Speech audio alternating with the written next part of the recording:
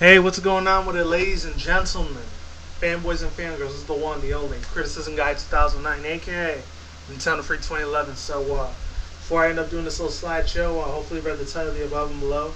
This anime was actually made last year, I think 2011, 2012. The year before and last year was pretty big. I think it was bigger out there in Japan than it was over here in the US. They did get an English dub for this, but you know what? I'm just going to get a small detail on Wikipedia real quick. I'll just read you this part and you can read the rest on your own. I'll leave the link down in the description box below. So yeah, here it is. Yukiteri Yuki Aramano is a loner who spends most of his time writing in a diary in a cell phone or talking to his imaginary friends, Deoxys Ex Machina, the god of time and space. Motomo, Deoxys' servant. One day, Deoxys Yuki has a special diary mentioning something about a game. Strangely, Yuki's new diary has entries spanning in the next 90 days. Entries about the future that come. Excuse me, sorry about that. My throat was a little fucked up. Unraveling true. Deoxys is not so imaginary god in time and space. The forces a Yuki to participate in a battle royale with 11 other people, each of whom have a diary that can predict the future in some unique way. The rules of the diary game are simple. The contestants must try to find and kill the other contestants before the world ends on day 90. And the only last one standing can prevent the apocalypse and become the new god of time and space. And you guys can read the rest on your own because I'll be here for hours if I read this whole giant article on here. So yeah, you guys can check that shit out. So without further ado, let's begin. I actually did see episode 1 before I saw this, so the first episode I saw in English, in the Japanese version, because the other one was private on YouTube. So yeah, basically it's about these two people. They're the main characters. Yuki, he's the first one, and then her name's Gasi something, I don't know what her name was. Gasi Yuriana.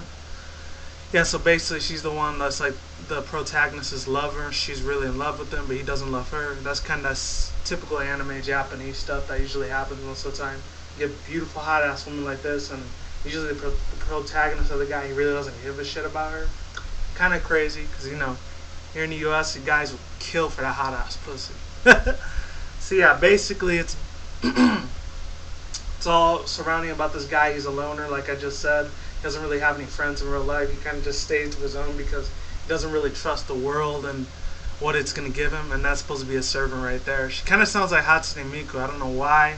And the whole Vocaloid thing, but that's just what I'm thinking. I know there's a manga to this too, but I didn't read the manga for it.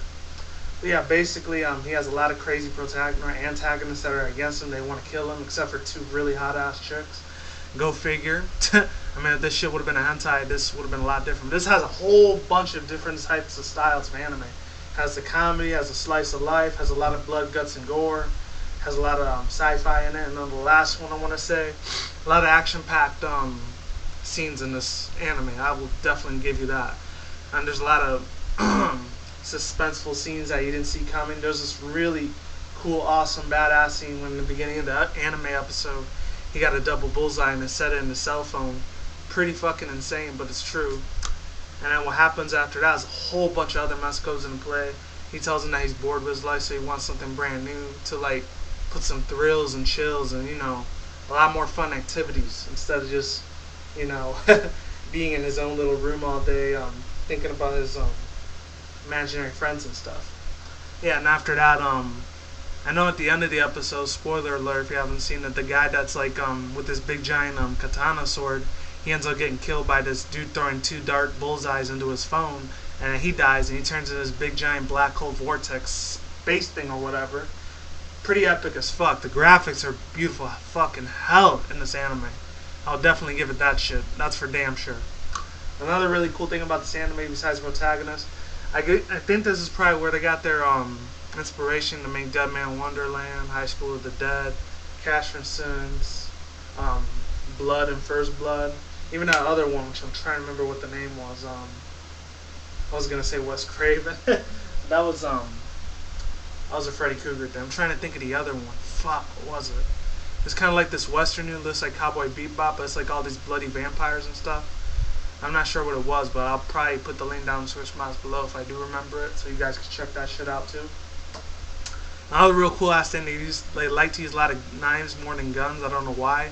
The girl, she likes both, and she could read the dude's mind every single time she sees him.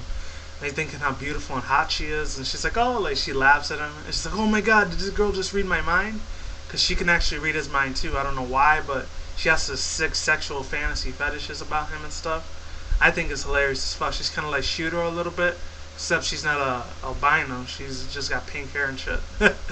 Oh man, it's fucking beautiful. That's all I gotta say about that. And the last real cool part about it is that they're allowed to change their destinies whenever they want to overwrite their future diaries. So just in case they end up getting killed or whatever, they could reverse that and like they can avoid it completely. That's another really awesome ass thing about this anime. I'm probably gonna be watching more of the episodes on it, so I'll put a link down in the description box below if you want to check out the first episode. And I probably highly recommend you go on the other anime websites to check it out instead of going on YouTube, because some of them, they're either private or deleted. You already know how fucking shitty YouTube is with that crap, with their little copyright infringement shit. So anyways, besides all that, I'd probably give this a 4-star out of 5. I'm definitely going to be watching the rest of this anime, so you can bet your ass I might talk a little bit more about it in the future, maybe on my Nintendo Freak channel if I'm feeling up to the challenge for that. So yeah, besides all that is what it is, ain't what it ain't. See you when I see you guys. Have a good day, have a good night, wherever you're at around the world. Don't drink and smoke weed at the same time. Don't do anything reckless. See you on the next one. Be safe. Talk to you guys later. Take care, and I'll see you guys around, alright? Take care, goodbye, and see you soon. Peace. I'm out late.